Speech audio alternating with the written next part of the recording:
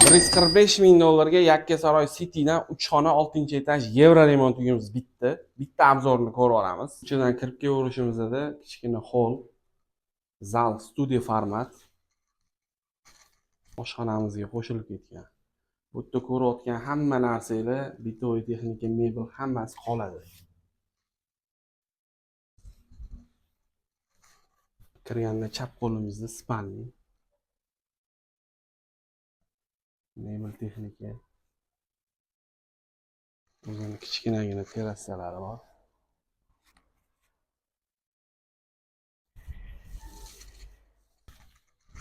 Kirganimizda bu yoqda detskiy xonamiz. Bu yerda ham hamma mebel texnikalari qoladi. O'rtada sanuzel.